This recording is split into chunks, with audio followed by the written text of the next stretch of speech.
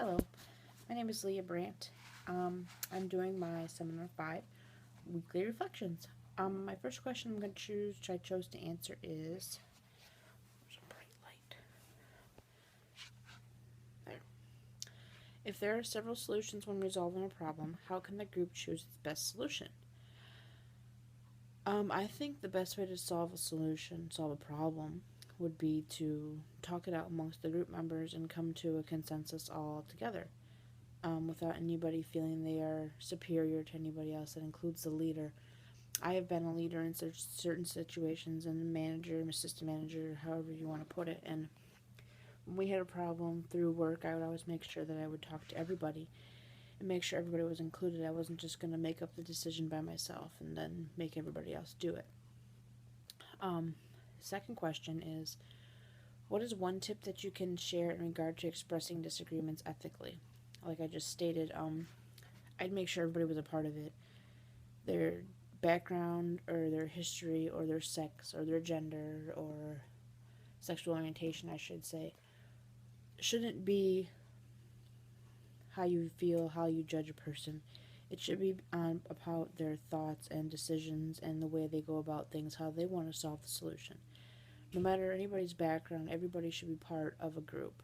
Everybody should be able to be a part of the group. Everybody should be able to feel welcomed and that they are a part of the group. There shouldn't just be certain peoples that are in a clique together and just forget about the rest of the group members. You're in a group for a reason, to solve a problem together. So that's what needs to be done.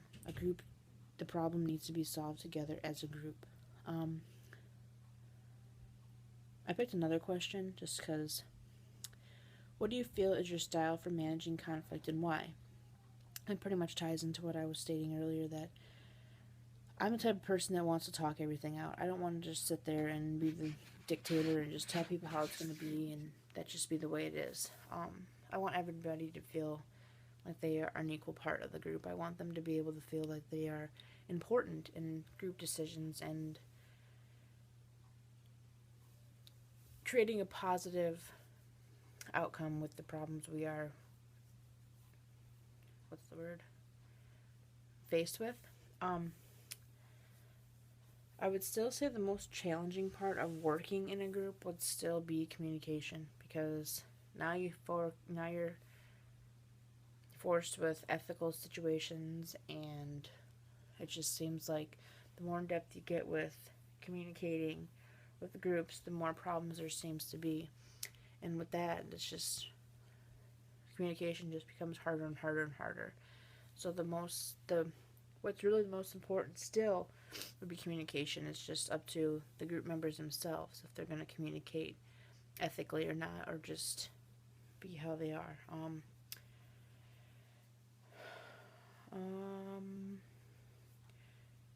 Communication is the key, and communication, without communication, you really don't have critical and creative thinking. I think that's one of the most important concepts we were reading about, was creative and critical thinking. That's pretty much what gives you your solution to your problem. Without being able to think about things and everybody brainstorm together, you're really not going to be able to come with an in-depth, correct response or solution to your problem. So critical thinking, creative thinking, and communication, I think, are the most important parts of being in a group. Well, that's my Seminar 5 Weekly Reflections. Thanks.